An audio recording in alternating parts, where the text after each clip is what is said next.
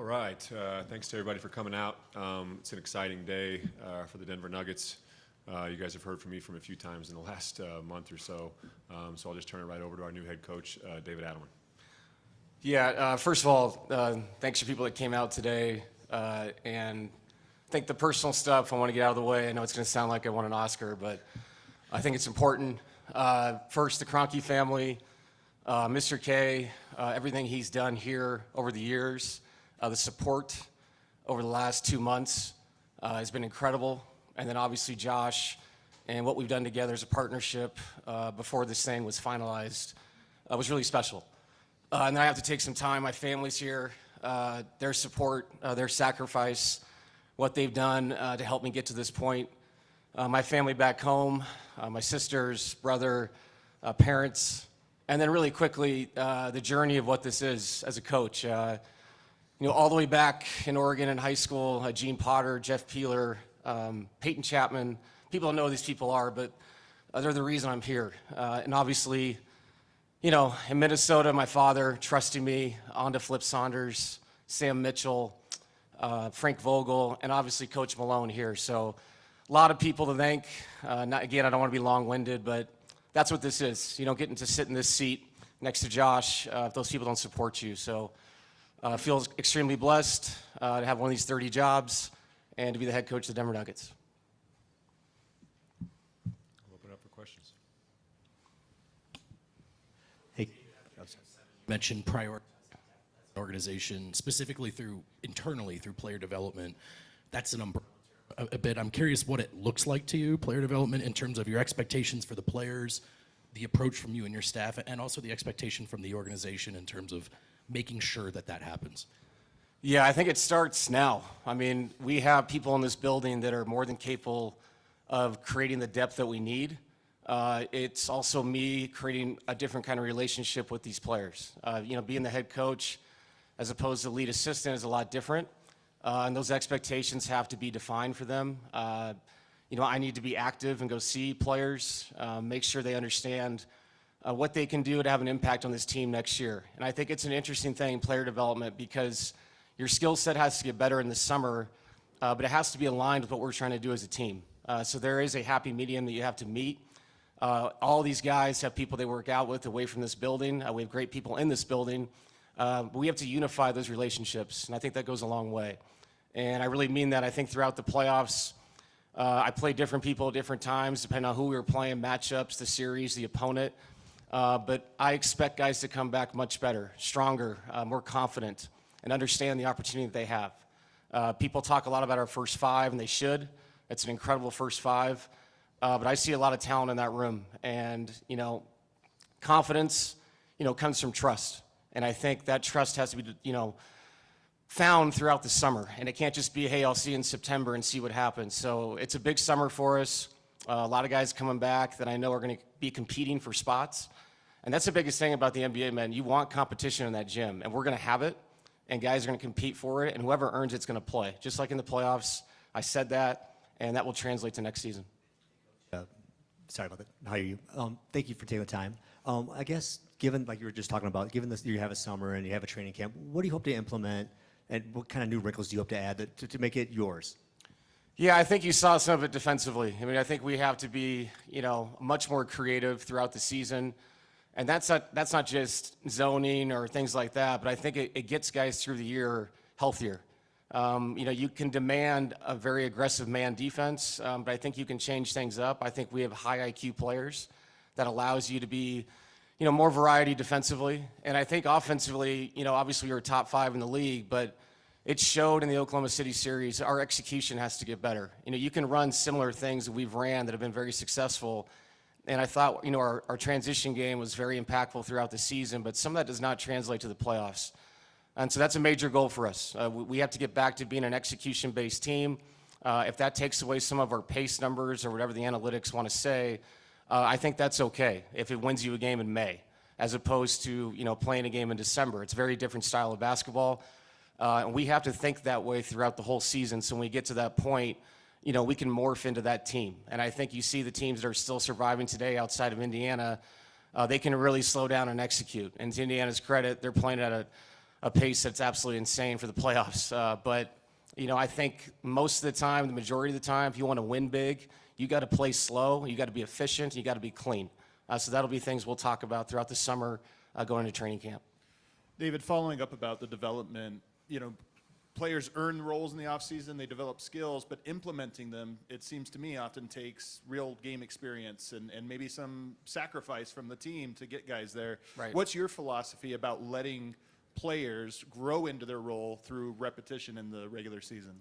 Yeah, I think to grow into a role, you have to earn a role. So guys that earn those roles will play. I do believe you're right. You know, in-game experience is better than anything else, but there's a balance there. We know what the Western Conference is. It got better in the last month, you know, with the draft, and obviously free agency and trades are going to happen. So it's a balance of trying to get guys to have game experience while staying in the fight, you know, staying where you're supposed to be to compete for one of those top 6 spots.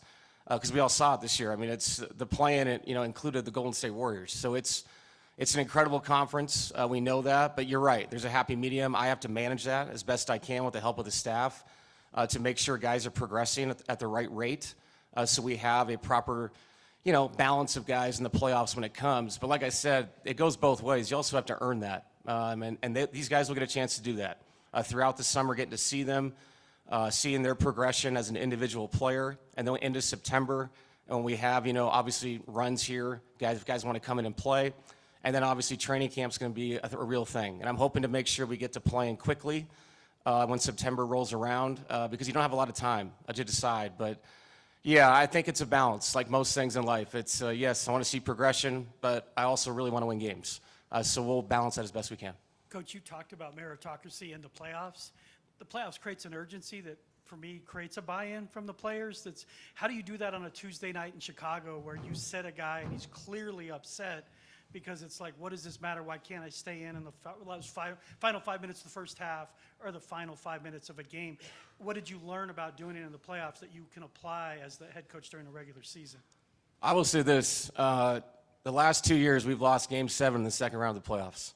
So when we get to December, January, February, and there's small fires to be put out and all those things, and guys aren't feeling it or whatever, I will remind them of that. And we have to understand that if we want to have our ultimate goal, then our professionalism has to be throughout the whole season. And if you want to create, you know, a way about you that's going to translate in April and May, and I keep saying translate because it's what it is, and this is a step-by-step process throughout the season, that will be brought up a lot because we've been this close 2 years in a row of doing something extremely special like we did, you know, in 23. So if guys can't understand that, that's an issue, and I'll make sure that they remember that because we have to understand what our opportunity is here. And as tough as the conference is, we know where we are in this conference. We've been the standard for a long time, and the standard is great, and it's fun to come back and win every year and have a great team. But our ultimate goal is to get to the end. And again, I'm not making blanket statements here. I'm just saying it's a step-by-step process, and what you're talking about is part of that process. And yeah, go ahead. You have to be aligned, and you're the coach before a GM. Josh, you talked about this. Why were you so comfortable that you could put David in this position before a GM that you could all still end up aligned to get to that next step? It's a very good question. I think that, you know, when you're contemplating changing out coach and general manager, one of the things that I would look at from my perspective is, do we need a complete organizational reset, top to bottom, culturally? And that's why I made the decision at the end of the season like I did, was probably to do a little bit of a litmus test on that. With the benefit of hindsight, I can look back and see that very clearly now. And I can also say very clearly that this organization does not need a cultural reset. I think anyone that was in and around that dressing room for the last 6 weeks, I think could probably say that there was a very unified group. And while I understand that pressure might have brought some of that unification, I also think it was the people in that locker room. I think, you know, a long time ago, you know, when we set organizational standards to get to where we are today, you know, that a lot of that is about culture and a day-to-day thing. Eventually, I need to take a step back from that. The coaches take over that, and eventually the coaches even take a step back from that, and that becomes the players. The players are policing that on a daily basis. And from what I saw and how the players responded, our culture is still there. We just needed to peel off a few things, have a small reset, and I think we're ready to go forward. Like, Alan's going to ask a question. Go ahead, Matt. Coach, first off, congrats. I was just curious, how much did you feel like you were able to implement in 3 regular season games and 14 playoff games that you would have, I guess, implemented in a training camp? Yeah, I would say defensively it was easier because you can put things out there in a walkthrough. You don't get to practice a lot at the end of the season. The playoff schedule was insane, as everybody knows. We were playing every other day. I think the offensive part we didn't get to do as much as we would have liked to because offense, you need repetition and live action. Defensively, you can really talk about small things, depending on what kind of zone you're running, what we're trying to take away. You don't make it complicated. We had our standards defensively in our man defense. It's always been there. But I'm excited for the offensive part of it because you need repetition and rhythm together for that to matter. You can't do a walkthrough. You can put in a set play or first play of the game, ATO, whatever it is, but that's not going to translate, like I said, unless you're really playing.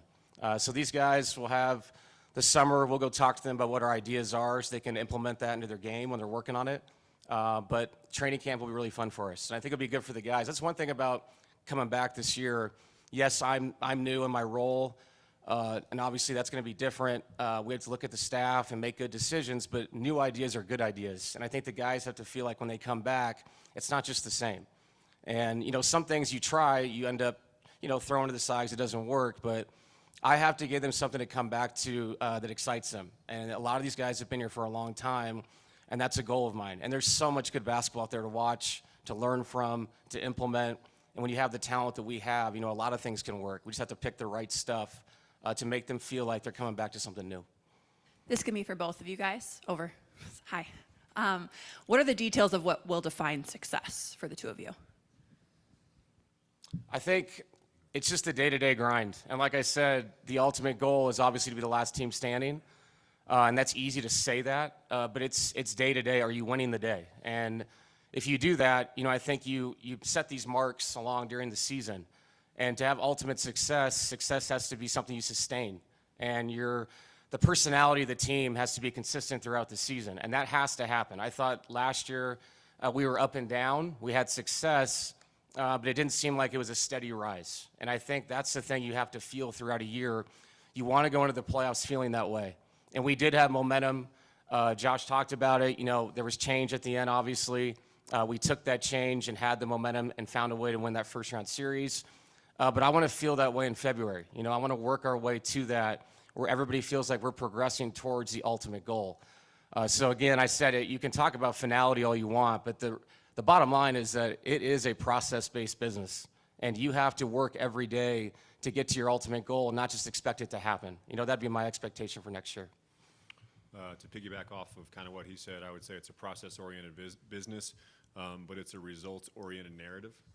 And we're very conscious of that at different times when we set about, when my father and I kind of set about building these teams, 10 plus years ago, start laying the foundations of the group that you want to see play out over time.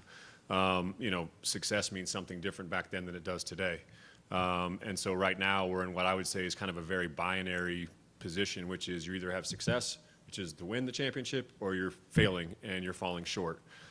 So, making the second round of the playoffs, losing in Game 7, while we have many positives that we can take away from that, I think that we're most aware of the result, how it ended, seeing the teams that are still playing, where we can tweak our group going forward to give us the best chances to compete against those teams and eventually beat them.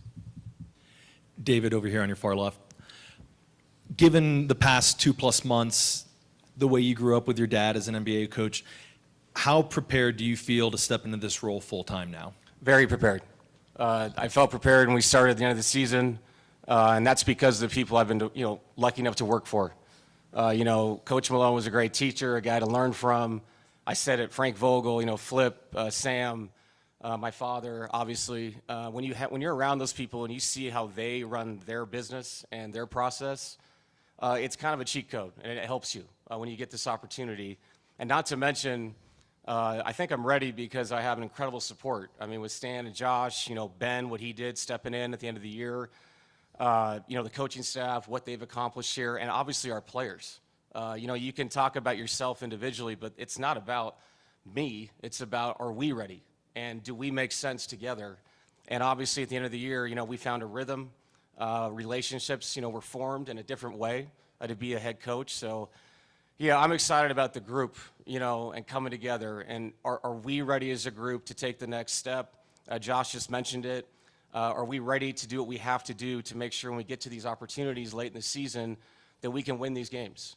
And, I can sit here and answer your question directly like I did and say me, but I do think it is the group. And when we come back together, we reconvene as a team, I think we're more than ready to take the next step. And like I said at the start, we talked about player development.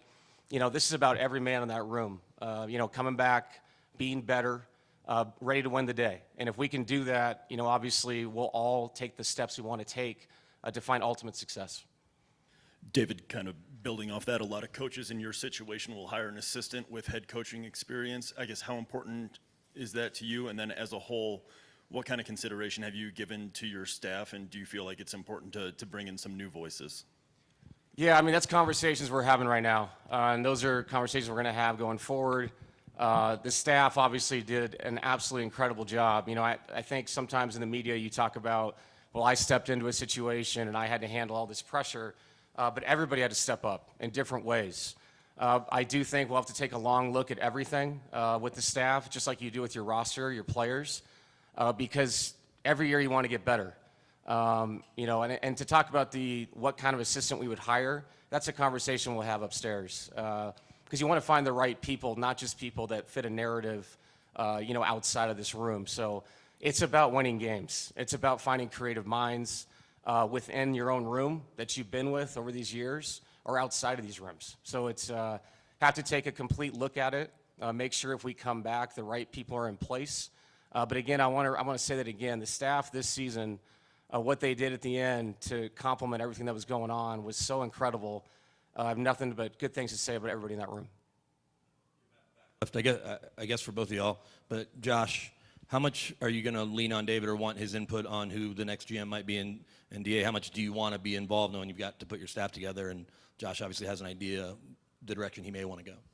I've already been thinking a lot about the front office. First of all, I want to give a big shout out to Ben Tenzer, just like DA did. Ben's been unbelievable since he took the reins. This time of year, there's, through the playoffs, there's minimal things that go on in that world from a roster standpoint.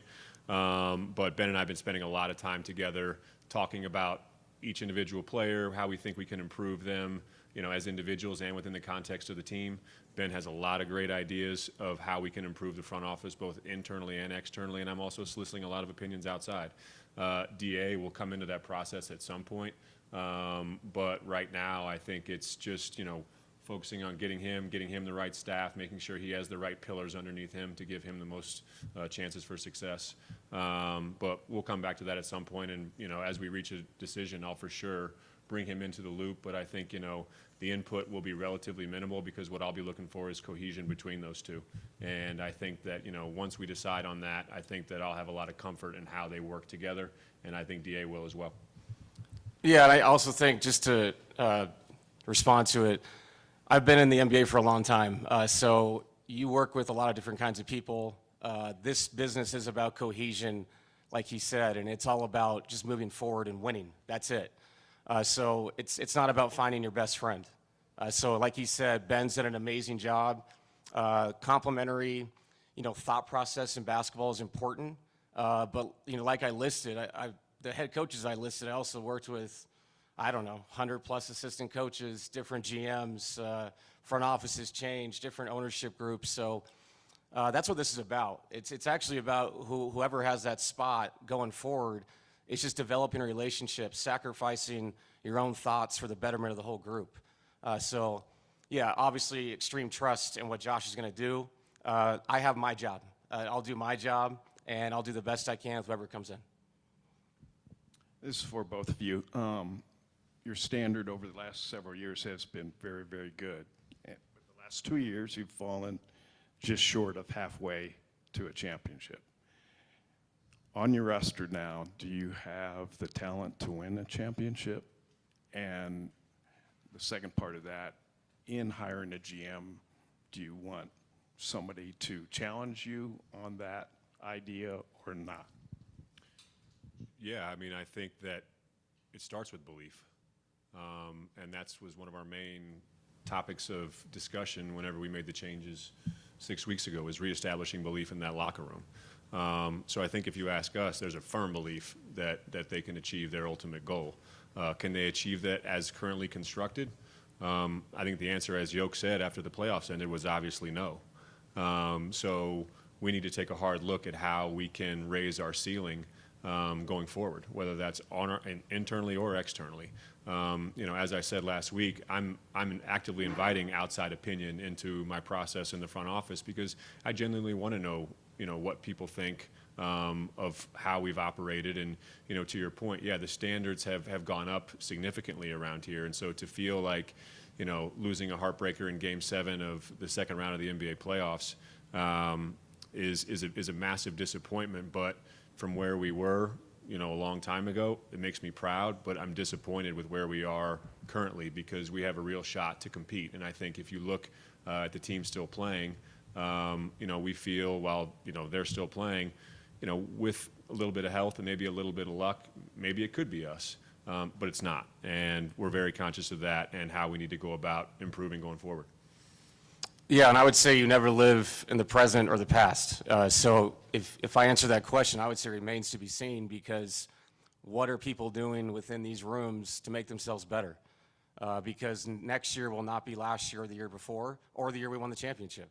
It's going to be its own thing, its own journey, its own adventure in a way. And that's the great thing about the NBA is it never stops. And like I mentioned earlier, Dallas gets the first pick, San Antonio gets the second pick. That's going to change. So it's the responsibility of the group to understand that if we want to make that happen, it's starting right now. It's not just going to happen because it's going to happen. And the standard has been the standard here, and we have won so many games over the years. But there's a responsibility from everybody, myself, the staff, the players, support staff, front office, everybody, to understand if we want to have that goal, you can't stand pat. You can't just be excited about having a good season and getting to Game 7 against a really good team in OKC. OKC's coming back. They're going to be there. Minnesota's going to be there. So for us to surpass those teams, everybody in that room's got to believe they can get better. And so it's easy to say, well, we didn't have the roster last year because we didn't win it. Or you can look at it and say, well, how much better can this roster get? How can we maximize what we have? And if we do that, I think we have a great opportunity. As Josh said, we're more than capable of competing with those teams. We showed it. It's just about getting in the right, mindset when those games come at the end of the season, earning the right to be in those games first. But yes, there's enough in there. Obviously, conversations have to be had. We'd love to improve, but you can improve with what you have. And that's going to be important for these guys looking at their summers. I have a question for David, but real quick, Josh, you mentioned last week the possibility of an outside firm in terms of the GM search. Are you going that direction, or is it more There's no news on that front. Okay. No news on that front. Thank you. David, offensively, specifically, what's going to change for you, if anything? What stays the same? Or are you planning to have an offensive coordinator, so to speak? Or how's that going to look in terms of the delegation? Yeah, still formulating ideas with that with the staff. Going in a lot of different ways. I think offensively next year, though, I think Jamal's not going to miss shots next year. He's going to be on fire all the time. We're going to rely on that. No, I think it's like I said. You have to always be changing with the game, and our players will come back. We've had, things we've ran for all these guys over the years. We have to come back with different ideas, and that comes from different voices. I have to be willing to listen to outside opinions. It's different for me. It was my opinion before being given to someone else. So I think, delegation will come as the staff is formed. And there's different ways to do it. What we've done here has been successful with the offensive defensive coordinators, with the head coach, but there's other people doing it a different way across the league. And so that's for me to sit down, realize where my comfort zone is with that, and then go from there to make sure we put the right people in place to give these guys the best chance possible to be successful.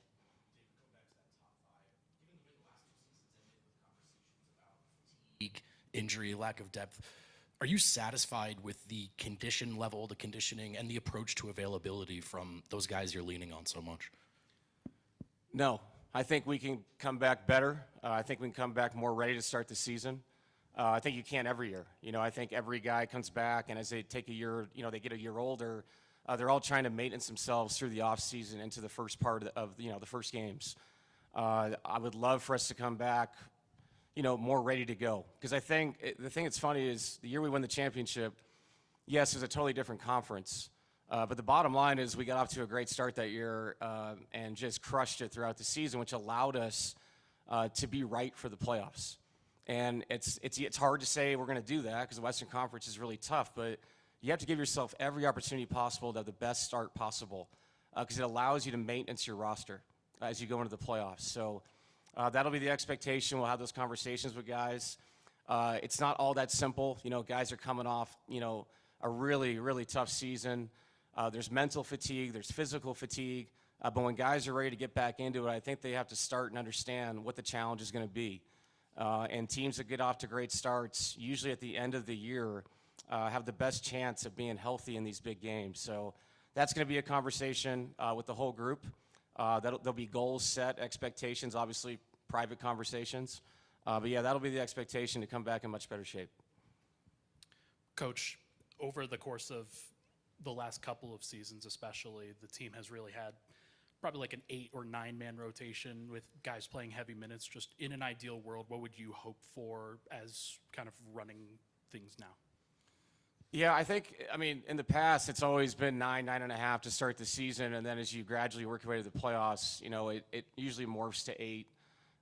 But every year is different. You know what I mean?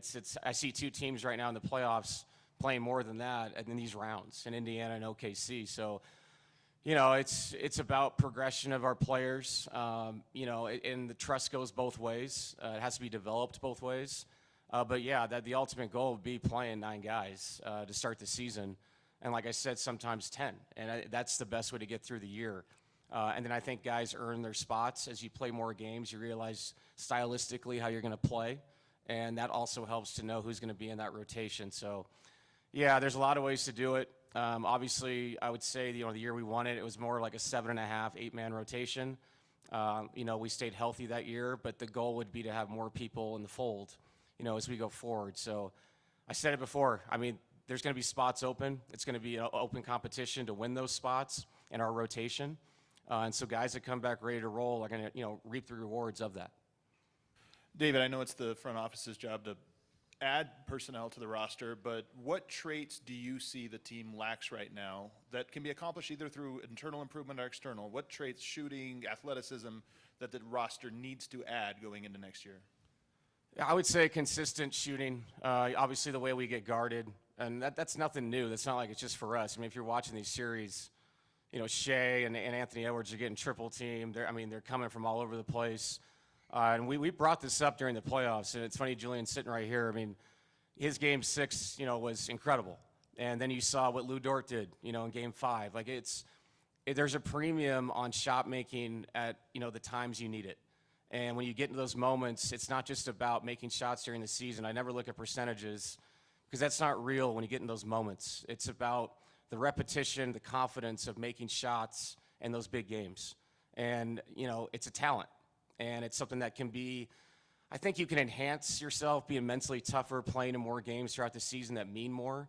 But to me, that's what stands out is just, it's not just making shots, it's making shots in the moment. And how do you get yourself ready for that moment? And I think the guys going through some experiences this year that maybe weren't part of those things the last couple years, you hope that translates to next season because the trust is going to be there. And you saw Nicola, you see Jamal. They trust their teammates, and they're going to get off the ball, and they're going to make the right play.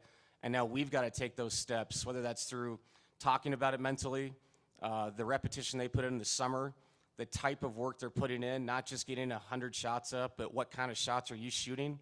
All that stuff matters when you get in those moments. And, that'll be talked about with these guys. But I think that's what stood out to me throughout the season and then obviously in the playoffs. Coach, I know this decision came down to more than just the players' voices, but at the end of the season, a lot of those first 5 guys really advocated for you to be in this role. Did you see any of that, and what did that mean to you to see that you've already built those bonds? Yeah, it meant a lot because it's not just the fact that we've known each other for a long time. It was the fact that the situation was going to go one way or the other. And their decision to buy into what we were doing said a lot about them, not about me. and the fact that they thought that they still had a chance to make something out of the season as things were kind of going the other way. You know, and I was actually talking, Andy Miller, my agent's here, and we were talking about this last night, but it was special to see the response from the guys. And these aren't just, you know, random players I took over. These guys won a championship. These guys are some of the most accomplished players in the NBA, you know, not just the last 3 years, the last 6, 7, 8 years that have been through the wars of the playoffs and seen it all. So to develop trust with them during that time was really important to me. That's going to continue. And I want to talk about this before this is over. What you saw from these guys communication-wise is going to continue next year. These guys, this is their team. And what they want to do next year and the goals they have is going to come down to what they want. And I'm there to help, you know, to shepherd this. But this is about them and the success they've had. So it meant a ton to me that, you know, Josh had the trust in me to take over.